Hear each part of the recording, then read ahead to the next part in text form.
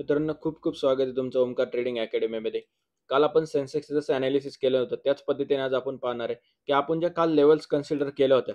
तुम्ही पाहू शकता, की काल आपण काय कन्सिडर केलं, की 85,800 च्या वर जर मार्केट गेलं, तर त्यानंतर आपण 86,000 ची लेव्हल एक्स्पेक्ट करू शकतो किंवा ते टार्गेट एक्स्पेक्ट करू शकतो. आणि मार्केटने आज एक्झॅक्ट त्याच्या क्लोजिंगला जाऊन किंवा त्याच्या जवळपास जाऊन ऑलमोस्ट 20-25 पॉइंटला मार्केटने ते टार्गेट अचीव्ह करून पुन्हा एकदा खाली आलं. त्यानंतर तुम्ही पाहू शकता, की आपलं डाउन साइडसाठीचं टार्गेट होतं, की 85,500 चं जर समजा मार्केट खाली क्लोज झालं, त्यानंतर आपण पुट साइडला जाणार, पण ते आज अचीव्ह झालेलं नाही किंवा मार्केट आज त्या साइडला आलेलं नाही. तर मार्केटमध्ये काय झालंय, तर एक स्पिनिंग टॉप बनली, एक लाँग लेग डोची बनली. दोन्ही कॅन्डल्स कोणत्या आहेत, तर त्या कॅन्डल आहेत साइडवेज किंवा आपण असं कन्सिडर करू, की त्या कॅन्डलला आपण कोणती नो डिसिजन कॅन्डल असं म्हणतात. सिंपल भाषेत सांगायचं झालं तर याला, की त्याला either not bullish or not bearish. आता यामध्ये आपल्याला काय करायचं तर हे सगळे पॅटर्न कुठे बनतात आहेत तर रेजिस्टन्सला. आता रेजिस्टन्सला बनल्यानंतर आपण काय करणार यामध्ये, की सगळ्यात पहिल्यांदा यस्टरडे हाय सॉरी टुडे हाय आणि टुडे लो हा मार्क करून घ्यायचा आपल्याला. त्यानंतर 1 आवर टाइम फ्रेमला जाणार आणि 1 आवरला तुम्ही पाहू शकता, की इथंच चांगला एक सपोर्ट आहे. हॅमर बनला होता या सपोर्टला. त्यानंतर 15 मिनिट्सला जाणार. तिथे हा चांगला सपोर्ट आहे.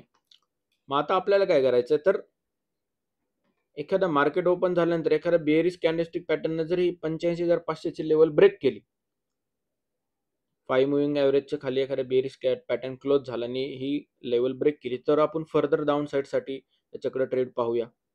किंवा समजा मार्केट ग्रीन ओपन झालं, तर 85,964 आता ही जी लेवल आहे, या लेवलला आपण त्यानंतर कॉल साइडसाठी विचार करूया. तोपर्यंत याच्यामध्ये जर कॅन्डल जेवढी राहील तेव्हा आपण ट्रेड करायचा नाही. जर तुम्हाला अजून मायक्रो लेवलला जायचं आणि 3 मिनिट टाइम फ्रेमला जायचं तर ती इथं तुम्ही पाहू शकता. समजा असं पण एक पॅटर्न आपल्याला भेटू शकतो, की 85,084ला 85,584ला कॅन्डल्स आल्यानंतर किंवा मार्केट आल्यानंतर समजा इथे एखादा बुलिश कॅन्डलस्टिक पॅटर्न बनला, तर आपण हायर टार्गेट म्हणजेच की ऑलमोस्ट 400 पॉईंटच्या टार्गेटसाठी जाऊ शकतो. आता इथे तुम्ही पाहू शकता, की 3 मिनिटाच्या टाइम फ्रेमला इथं पूर्णपणे एक डाउन ट्रेंड चॅनल बनलेला आहे. आता हा चॅनल पण समजा जर ब्रेक झाला त्यामध्ये, तरी आपण कॉल साइडसाठी विचार करू शकतो. आपला स्टॉप लॉस काय राहणार तर या चॅनलचा किंवा ही डाउन ट्रेंड लाईन हा आपला स्टॉप लॉस राहणार आहे. आलं लक्षात? असं सिंपल प्रकारे तुम्हाला रोज कॅन्डल्सवर असेल किंवा चार्ट पॅटर्न कोणता बनतो यावर ॲनालिसिस करायचं.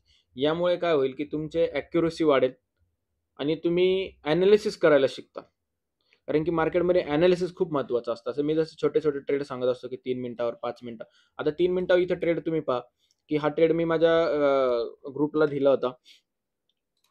यामध्ये बघा इथे काय झालं तर सगळ्यात पहिल्यांदा इथे एक हॅमर बनला. आता हॅमर पॅटर्न बनल्यानंतर इथे काय झालं त्यानंतर एक बुलिश मारुबुजू बनला. आता समजा आपण या लेवलला इथे एंटर केला असता. इथे कुठेतरी. आता तुम्ही पाहू शकता त्यानंतर कंटिन्युअसली मार्केट वर गेला आणि इथं आल्यानंतर इथं क्लोज झालं. म्हणजे ऑलमोस्ट सॉरी 124 पॉइंट आपण याच्यामध्ये कॅप्चर केले असते. किती? 10 ते 15 मिनिटांमध्ये. मोस्टली 10 मिनिटांमध्ये. इथं जर एंटर केलं असतं 10 वाजून 27 मिनिटात एक्झिट कुठे आली असती 10 वाजून 51 मिनिटांमध्ये. बरोबर? मग असे सिंपल प्रकारचे ट्रेड तुम्ही कमी टाइम फ्रेम मी सांगितलेले 5 मूव्हिंग ॲव्हरेजवर तुम्ही इझिली घेऊ शकता. आता याच्यामध्ये अजून तुम्हाला सांगते, की याच्यामध्ये अजून कसे ट्रेड कॅप्चर करायचे. आता इथं 5 मिनिट टाइम फ्रेम ॲड नाहीये. थांबा 5 मिनिटची मी टाइम फ्रेम ॲड करून घेतो. त्यानंतर तुम्हाला 5 मिनिटवर तर सिंपल ट्रेड अजून सांगेल. हां. आता तुम्ही काल पाहू शकता. याच्यामध्ये बघा इथे एक रेड कॅन्डल क्लोज झाली. हा एक स्पिनिंग टॉप बनला. याचा लो ब्रेक झाला. आपण इथे समजा एंटर केला असेल. त्यानंतर बघा कंटिन्युअसली मार्केट खाली आलं आणि आपण इथे कोणत्याही लेवलला समजा इथे एखादा सपोर्ट मार्क करून आपण जर एंट्री केली असती, की इथे एक सपोर्ट होता बघा या लेवलला.